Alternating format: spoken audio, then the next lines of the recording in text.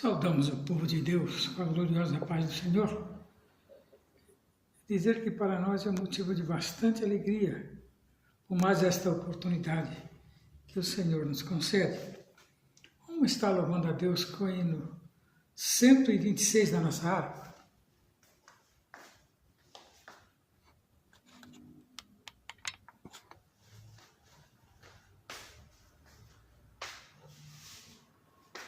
Cento e 126. Bem-aventurados que confia no Senhor como fez Abraão. Ele creu ainda que não via, e assim a fé não foi em vão. É feliz quem segue fielmente nos caminhos santos do Senhor. Na tribulação é paciente, esperando no seu Salvador. Os heróis da Bíblia Sagrada não fruíram logo seus troféus, mas levaram sempre a cruz pesada para obter poder dos céus, e depois saíram pelo mundo como mensageiro do Senhor, com coragem e amor profundo, proclamando Cristo Salvador. Quem quiser de Deus ter a coroa, passará por mais tribulação. Às alturas santas ninguém voa, sem as asas da humilhação. O Senhor tem dado aos seus queridos parte do seu glorioso ser. Quem no coração for mais ferido, mais daquela glória há de ter. Quando aqui as flores já fenecem, as do céu começam a brilhar. Quando a esperança desvanece, o aflito crente vai orar. Os mais belos hinos e poesias foram escritos em tribulação, e do céu as lindas melodias se ouviram na escuridão. Se confia tu inteiramente na imensa graça do Senhor, seja de ti longe desalento, e confia no seu santo amor. Aleluia, seja a divisa do herói todo vencedor, e do céu mais forte vem a brisa que te leva ao seio do Senhor. Graças a Deus que até aqui nos ajudou o Senhor, e é motivo de nós alegrarmos e saber que a vitória está mais perto do que quando iniciamos este culto. Graças a Deus que tem nos dado oportunidade de falarmos das tuas maravilhas. Vamos estar louvando a Deus com mais um louvor de número 476, hino que tem por título Cego de Jericó. Enquanto para Jericó o bom Jesus clamava, um cego filho de Jacó, sem se cansar, clamava: Jesus, ó filho de Davi, tem compaixão de mim, Senhor. Jesus, ó filho de Davi, atende ao meu clamor. A multidão vendo clamar, se quieto lhe dizia, mas ele sem a escutar, mais forte repetia: Jesus, ó filho de Davi, tem compaixão de mim, Senhor. Jesus, ó Filho de Davi, atende ao meu clamor. Jesus então mandou chamar o cego que gritava, que veio logo sem tardar, mas ainda assim clamava: Jesus, ó Filho de Davi, tem compaixão de mim, Senhor. Jesus, ó Filho de Davi, atende ao meu clamor. Jesus pergunta com prazer: e queres que te faça? Jesus, eu quero hoje ver, por teu poder e graça. Então Jesus lhe respondeu: vai, a tua fé te salvou. E logo viu o Bartimeu e ao bom Jesus louvou. Graças a Deus que Jesus é aquele que cura todas as doenças, o cego, o leproso, o mentiroso, o assassino. A todos Jesus cura, dando vida eterna. Nessa noite nós vamos estar falando uma das passagens mais importantes da Bíblia, que é 37 de Isaías.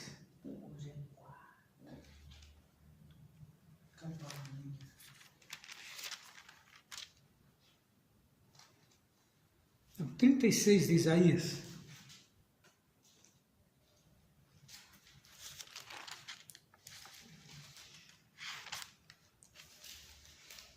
Senaqueribe cerca Jerusalém,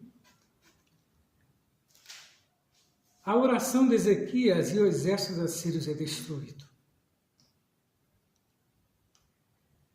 E aconteceu no ano 14º, no rei Ezequias, que Senaqueribe, rei da Síria, subiu contra todas as cidades fortes de Judá e as tomou. E então o rei da Síria enviou Rabizaque desde Laquis a Jerusalém ao rei Ezequias. E com um grande exército, ele parou junto ao cano do tanque mais alto, junto ao caminho do campo do levandeiro. E então saiu Eliaquim, filho de Euquias, o mordomo, e Sebina, o escrivão, e Joá, filho de Asaf, chanceler. E Rabizaque lhe disse: ora, dizei a Ezequias assim: diz o grande rei, o rei da Síria, que confiança é esta que tu manifestas? Bem posso dizer, teu conselho e poder para a guerra são apenas vãs palavras. Em quem, pois, agora confias que contra mim te rebelas? Eis que confias naquele bordão de cana quebrado, a saber, no Egito, que se alguém se apoiar nele, ele entrará pela mão, ele furará? Assim é Faraó, rei do Egito, para com todos os que nele confiam. Mas, se me disseres, no Senhor nosso Deus confiamos, porventura não é esse aquele cujos altos e cujos altares Ezequias tirou, e disse a Judá e a Jerusalém: perante este altar vos inclinareis. Ora, pois dá agora reféns ao meu senhor, o rei da Síria, e dar-te 2.000 cavalos, se tu puderes dar cavaleiros para ele. Como não, podendo tu voltar o rosto a um só príncipe dos mínimos servos do meu Senhor? Confias no Egito por causa dos teus carros e cavaleiros? E subi eu agora, nem o Senhor contra esta terra para destruí-la. E o Senhor mesmo me disse, sabe contra esta terra e destrói ela. Então disse-lhe Aquim, e Sebina, e Joá e Rabinozaque, pedimos-te que fales aos teus servos em siriaco, porque bem o entendemos, e não nos fale em judaico aos ouvidos do povo que está sobre os muros. Mas Rabizaque disse, porventura, mandou-me o meu Senhor só ao teu Senhor e a ti para dizer estas palavras, e não antes aos homens que estão assentados sobre os muros, para que, como convosco, o seu esterco e bebam as suas urinas? Rabizaque pôs-se em pé e clamou em alta voz em judaico e disse, ouvi as palavras do grande rei, do rei da Síria. Assim diz o rei, não vos engane, Ezequias, porque não vos poderei livrar, nem tampouco, Ezequias, vos faças confiar no Senhor, dizendo, infalivelmente nos livrará o Senhor, e esta cidade não será entregue às mãos do rei da Síria. Não deis ouvido a Ezequias, porque assim diz o rei da Síria, aliai-vos comigo, sai a mim, e coma cada um da sua vide e da sua figueira, e beba cada um da água da sua cisterna, até que eu venha e vos leve para uma terra, como a vossa terra de trigo e de mosto, terra de pão e de vinhos. Não vos engane, Ezequias, dizendo, o Senhor nos livrará. Porventura os deuses das nações livraram cada um a sua terra das mãos do rei da Síria? Onde estão os deuses de Amalate e de Alpadace? Onde estão os deuses de Sevarvaim? Porventura, livraram eles a Samaria das minhas mãos? Quais são eles, dentre todos os deuses desse país, aos que livraram a sua terra das minhas mãos, para que o Senhor livrasse a Jerusalém das minhas mãos? Mas eles calaram-se e não me responderam palavras, porque haviam mandado do rei, dizendo, não me responderei. E então Eliaquim, filho de Ilquias, o mordomo de Sebina, o escrivão e Joafe de Asaf, o chanceler, vieram a Ezequias com as vestes rasgadas e lhe fizeram saber as palavras de Rabizaque. E aconteceu que, tendo ouvido isso, o rei Ezequias rasgou sua veste e se cobriu de saco de pano grosseiro e entrou na casa do Senhor. E o rei enviou Elequim, o mordomo, e a Sebina, o escrivão, e aos anciãos dos sacerdotes de soberbo, de sacos de panos grosseiros, a Isaías, filho de Amós, o profeta. E disse-lhe, assim diz Ezequias, este é dia de angústia e de vitupério e de blasfêmia, porque chegados são os filhos do parto, a força não há para dar à luz. Porventura o Senhor teu Deus terá ouvido as palavras de Rabizaque, a quem enviou o rei de Assíria e seu amo para afrontar o Deus vivo, para o verticular contra as palavras que o Senhor teu Deus tem ouvido. Faz oração pelos restos que ficou. E os servos do rei Ezequias vieram a Isaías, e Isaías lhe disse assim, direi o vosso amo, assim diz o Senhor, não temas a visita das palavras que ouviste, com as quais os servos do rei da Síria de mim blasfemaram. Eis que porei nele um espírito e ele ouvirá um rumor e voltará para a sua terra, e far-lo-á cair, morto a espada na sua terra. E voltou, pois, Rabizeque, e achou o rei da Síria pelejando contra Lemina, porque ouvira que já se havia retirado de Laquise. E ouviu dizer que Tiraca, rei de Antioquia, tinha saído a lhe fazer guerra. E assim que ouviu isso, enviou a mensagem a Ezequias, dizendo: assim falareis a Ezequias, rei de Judá, dizendo: não te engane o teu Deus em quem confia, dizendo: Jerusalém não será entregue nas mãos do rei da Síria. Eis que já tens ouvido o que fizeram os reis da Síria a todas as terras destruídas totalmente a espada. Tu, porventura, as livrariam dos deuses das nações que meu pais destruíram, Gozã e Arã, Rezé, e os filhos de Éden, que estavam em Telessá, onde está o rei Ramaque, e o rei de Espade, e o rei da cidade de Sefarim, Enaeva. Recebendo, pois, Ezequias as cartas das mãos dos mensageiros, e lendo-as, subiu à casa do Senhor Ezequias e estendeu perante o Senhor. E orou Ezequias ao Senhor, dizendo: ó Senhor dos exércitos, Deus de Israel, que habita entre os querubins, tu és o Deus, tu somente, de todos os reinos da terra, tu fizeste os céus e a terra. Inclina ao Senhor os seus ouvidos e ouve. Abra o Senhor os olhos e olha e ouve todas as palavras de Sinaqueribe, aos quais ele mandou para afrontar o Deus vivo. Verdade é, Senhor, que os reis da Síria assolaram todos os países e as suas terras, e lançaram no fogo os seus deuses, porque deuses não eram senão obra da mão de homens. Madeira, pedra, por isso os destruíram.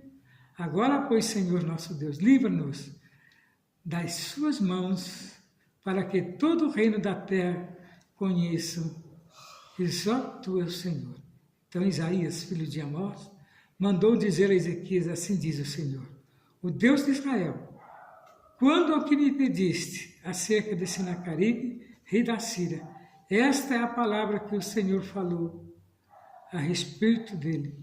A virgem da filha de Sião te despreza e de ti zomba, a filha de Jerusalém meneia a cabeça por detrás de ti, a quem afrontaste e de quem blasfemaste, e contra quem alçaste voz, ergueste os olhos ao alto, contra o Santo de Israel. Estamos aqui diante de uma palavra muito importante, onde nós vemos Deus dando livramento ao seu povo, mas não antes de decretar a derrota de Sinaqueribe, rei da Síria, com seu exército poderoso. Já tinha Sinaqueribe conquistado praticamente todo o mundo da sua época. Agora queria ele conquistar Jerusalém, ou Israel e Judá, que era a terra onde exército algum tinha conseguido. E Sinaqueribe tinha uma estratégia. Ele mandava uma comissão na frente, e aquela comissão levava uma carta, levava um edito do rei, um escrito, e aqueles escritos eram, muitas das vezes, para quem não está preparado, aterrorizante. Porque quando eles começavam a descrever os pedidos, os reis praticamente se desfaleciam com o seu exército, e para que não viesse sofrer, se entregavam, achando que não iam sofrer mal algum. Mas Sinaqueribe imediatamente, quando se entregavam, porque a primeira coisa quando um exército se entrega, ele depõe as suas armas. E quando você depõe as suas armas, o que acontece? Você fica desprotegido. Seus guerreiros sem armas não são nada. E agora? O povo fica praticamente à mercê do inimigo. O que eles fazem? Escraviza, mata praticamente todo o exército e agora o povo vai servir de escravo. Humilha bastante o rei, né? Depois que humilha bastante, dá um ultimato para ele, se ele quer viver, se quer morrer, então ele tem que se tornar o escravo maioral. Ou quando não, ele é abatido primeiro para que não haja, né, ninguém com coragem para lutar. Então já tinha praticamente Senaqueribe, rei da Síria, os sírios, que era uma nação muito grande, tinha muitos generais, tinha muitos soldados, foi um exército bem treinado, conquistado praticamente todo mundo da sua época. E eu creio que na cabeça de Senaqueribe passou, é mais um exército, mais um povo que nós vamos humilhar, mas deparado com um povo pequeno, mas valente, um exército pequeno, um povo pequeno, na visão deles mais grande, porque tinha um Deus verdadeiro. E eles costumavam, né, as cidades que eles apossavam, instituíam um novo Deus, né, que era o Deus deles. E derrubava os altares dos deuses que serviam aquele povo. Quando você derrubava os altares, quer dizer que enfraquecia praticamente todo aquele povo, porque eles viviam na dependência daquele Deus feito pelas suas próprias mãos. Deus que não reagia. Mas Ezequias não, Ezequias era Deus verdadeiro que ele temia, que não tinha, né, estátua, não era feito por mão de homem, mas um Deus que estava nos céus. Então, como de costume, mandou Senaqueribe o seu cortejo para afrontar Ezequias. E ele mandou também o chanceler, mandou os seus representantes para discutir com aquela comitiva. Só que uma coisa que chamou a atenção é que o povo de Israel não foram falando nas suas línguas, mas nas línguas próprias dos sírios. O povo deixou eles sem entender como que eles queriam discutir daquela maneira. E eles ficaram sem entender como que eles iriam discutir, né, com o povo falando a mesma língua deles. Exigiram para que eles falassem na língua deles. Mas qual que era a jogada? Era que o povo estava nos muros, né? O povo de Israel estava no muro escutando. E aí, quando eles conversaram bastante, ele pediu para que eles falassem, né, no judaico, que era para o povo entender. E quando eles falaram no judaico, o povo, né, se rebelou contra ele. E eles ficaram sem entender. Primeira vez que um povo se rebelava e não acatava, né, o que eles ordenavam. Mas por que o povo não acatou? Porque eles tinham confiança no que Ezequias tinha orientado eles. E não atendeu, não acatando as suas ordenanças, eles levaram a conhecimento do rei Senaqueribe da posição em que o rei de Israel tinha tomado. Uma coisa impressionante. Quando você tem a confiança de Deus, você não teme o inimigo. Ezequias não temeu o inimigo e disse para eles que não seria, diz que imediatamente, ao ser, né, contado a eles o que o rei queria fazer com eles, eles se revoltaram, né, e mostraram coragem e não se dobraram à vontade de Senaqueribe, mas sim a Deus. O que eles fizeram? Rasgando as suas vestes, investiram contra aqueles homens, o qual tiveram que fugir da presença, né? E foram correndo para levar ao rei, que eles não tinham acatado. Mas nesse meio tempo, O mensageiro foi onde estava Ezequias e falou com Ezequias. Ezequias imediatamente convocou os anciãos e todo o povo para orar a Deus. Imediatamente veio a resposta que eles esperavam. Deus falou através da boca de Isaías que estava enviando a solução para eles não temer. E Deus disse que iria matar Senaqueribe. Mas ele era muito poderoso. Mas quando Deus fala, Deus está no controle. E o que Deus fez, e aquele rei voltando para a sua cidade ali, o mataram. E matando eles praticamente, eles ficaram agora sem um governante. E o qual decretaram guerra contra Israel. Mas imediatamente Senaqueribe reuniu todos o povo for orar. E Deus decretou a vitória, né? Vindo a derrotar Senaqueribe. Então nós vemos que Deus é aquele que se faz, né, presente quando a situação está contrária. Que Deus, né, Ele é a força, né?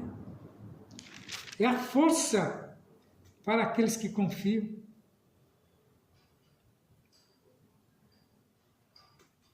Nós vemos aqui que Deus, ele se faz presente quando alguém simplesmente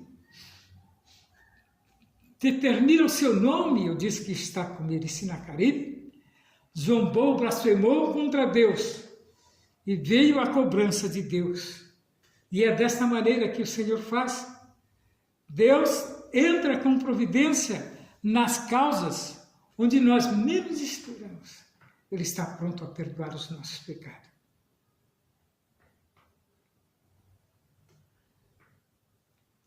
Ezequias, rasgando as suas vestes, demonstrou que ele temia a Deus. Quando se rasga as vestes, se senta em cinza. Isso é sinal de humilhação diante de Deus. Quantos têm feito isso no dia de hoje? Né?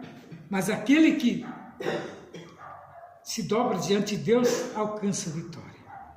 Aqui nós vemos Deus dando vitória a este povo. E Deus está pronto, né, a perdoar os nossos pecados.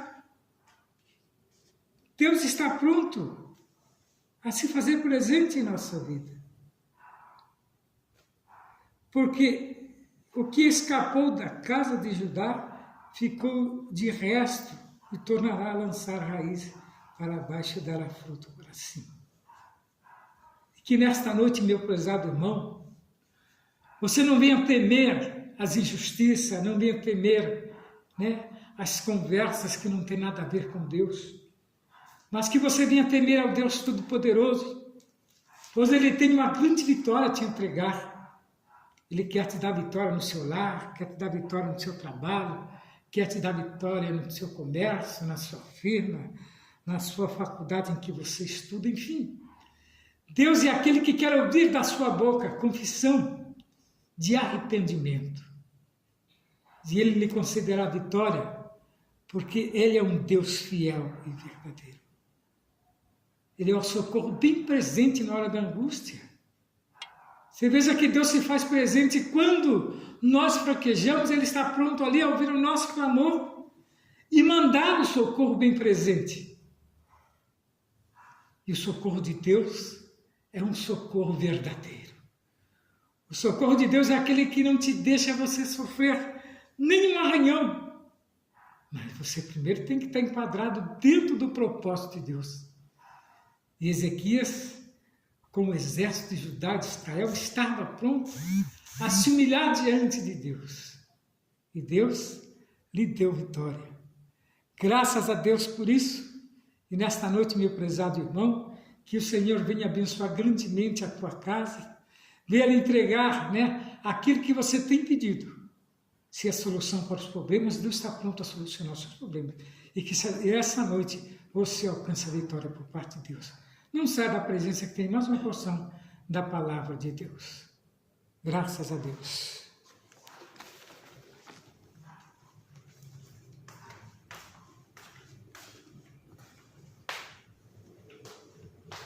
Saúde os irmãos com a paz do Senhor.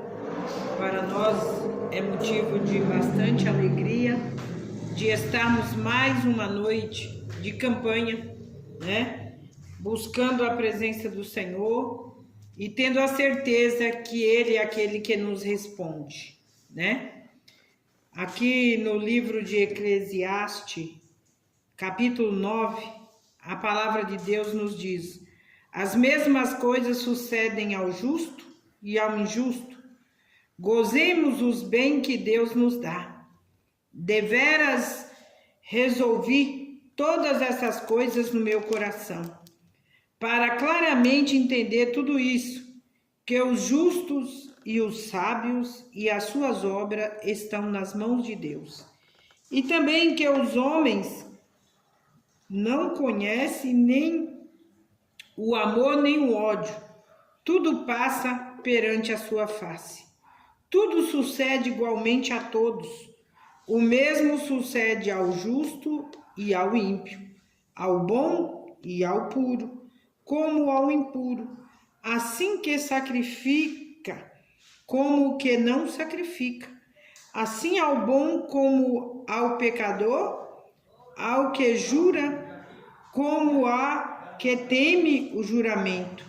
Este é o mal que há entre quantos se faz debaixo do sol, que todo sucede ao mesmo, que também o coração dos filhos dos homens está cheio de maldade, e que há desvários no seu coração, na sua vida, e depois se vão aos mortos. Ora, para que acompanha com todos os vivos a esperança, porque melhor é o cão vivo do que o leão morto. Porque os vivos sabem que hão de morrer, mas os mortos não sabem coisa alguma, nem tampouco eles têm jamais recompensa, mas a sua memória ficou entregue ao esquecimento. Até o seu amor e o seu ódio e a sua inveja já pereceram e já não tem parte alguma neste século, em coisa alguma que faz debaixo do sol. Vai, pois, e come com alegria o pão e beba com um bom coração o teu vinho, pois já Deus se agrada das tuas obras. Em todo tempo seja alva as tuas vestes, e nunca falte óleo sobre a sua cabeça. Goza a vida com a mulher que amas, todos os dias da vida da tua mocidade, aos quais Deus deu debaixo do sol, todos os dias da tua vaidade, porque esta é a tua porção nesta vida, e do teu trabalho tu fizeste debaixo do sol. Tudo que te vier à mão para fazer, faze-o conforme as tuas forças. Porque na sepultura para onde vai, não há obra, nem indústria, nem ciência e nem sabedoria alguma. A sabedoria é muito mais vezes útil aos outros do que aquele que a possui. Voltei-me e vi debaixo do sol que não é dos ligeiros a carreira, nem dos valentes a peleja, nem tampouco dos sábios. O pão, nem ainda dos prudentes, a riqueza, nem dos inteligentes. O favor, mas que o tempo e a sorte pertencem a todos. Que também o homem não conhece o teu tempo. Como os peixes que se pescam com rede maligna, e como os passarinhos que prendem com laço, assim se enlaça também os filhos dos homens no mau tempo, quando cai de repente sobre eles. Também vi a sabedoria debaixo do sol, que foi para mim grande. Houve uma pequena cidade em que havia poucos homens, e veio contra ela um grande rei, e a cercou, e levantou contra eles grandes trincheiras, e vivia nela um sábio pobre que livrou aquela cidade pela sua sabedoria. E ninguém se lembrava daquele pobre homem. Então disse eu: melhor é a sabedoria do que a força. Ainda que a sabedoria do pobre foi desprezada e as suas palavras foram ouvidas, as palavras do sábio devem em silêncio ser vividas. Mais do que o clamor que domina sobre os tolos. Melhor é a sabedoria do que as armas de guerra, mas um só pecador destrói muitos bens. Palavra gloriosa. Essa palavra nos adverte. Nós vamos ver que duas coisas que nunca pode faltar em nós. Salomão afirma e revela duas coisas indispensáveis em nossas vidas. É as vestes limpas e o óleo sobre a nossa cabeça. O cristão precisa caminhar neste mundo com as suas vestes limpas e com uma unção do Espírito Santo sobre a sua vida. As vestes limpas. Em todo tempo seja alvo os teus vestidos. É o que diz a palavra de Deus. Nós lemos que o sacerdote deveria sempre renovar suas vestes a fim de mantê-las limpas. Zacarias 3:1 e 5, o Senhor ordenou que o sumo sacerdote Josué substituísse as vestes sujas pelas vestes limpas, para que o seu sacerdócio fosse confirmado. Em Apocalipse 22:14, vemos que as vestes do salvo foram lavadas pelo sangue do Cordeiro de Deus. As vestes limpas do cristão lhe assegura um bom relacionamento com a sua comunhão com Cristo. Então, quando nós temos as nossas vestes branqueadas no sangue do Cordeiro, nós temos uma comunhão plena com Cristo. O óleo sobre a cabeça, e nunca falte óleo sobre a sua cabeça. Eclesiastes 9:8 é o que diz a palavra de Deus. O óleo constante sobre nossa cabeça simboliza a unção permanente do Espírito sobre nós. Esta unção do Espírito Santo, ela precisa permanecer sobre a nossa cabeça. Ela tem que estar derramada sobre as nossas vidas constantemente. Em Salmo 133, versículo 2, é lembrado o momento que o óleo precioso da sagrada unção foi derramada de forma copiosa sobre a cabeça do sacerdote Arão. Aqui no Salmo 23:5, Davi celebra o momento em que o Senhor ungiu com óleo a sua cabeça perante os seus inimigos até transbordar. E nós vemos que Paulo diz em Coríntios 1:21 e 22, Paulo diz que quem nos ungiu foi Deus, o qual também nos selou e nos deu o penhor do Espírito em nossos corações. Então o Senhor nos chamou, o Senhor nos ungiu e Ele nos deu o penhor, que é o Espírito Santo em nossas vidas. Que faria nós sem o Espírito Santo? O Espírito Santo é o nosso, ele nos encoraja, ele nos alegra, ele nos consola. Nós necessitamos. O que faria o servo do Senhor sem a presença, sem o penhor desse Espírito de excelência, de sabedoria, de verdade sobre nossas vidas, né?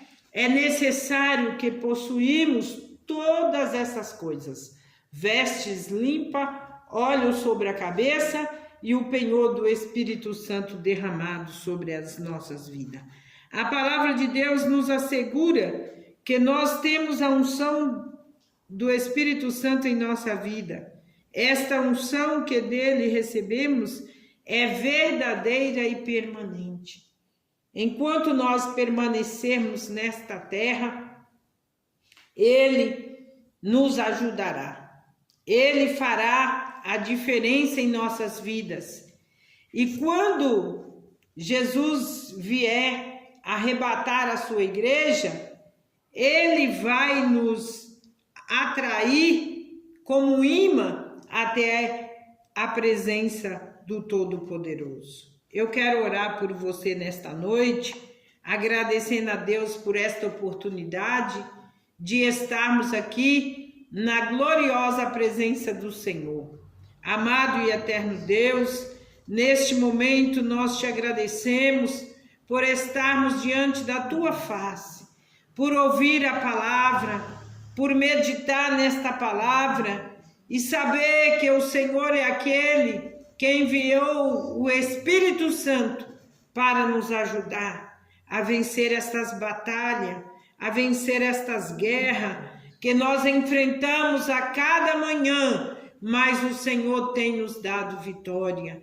Senhor, abençoa cada ouvinte, Senhor, deste culto, abençoando cada um de maneira especial. É o que nós te pedimos e te agradecemos. Amém.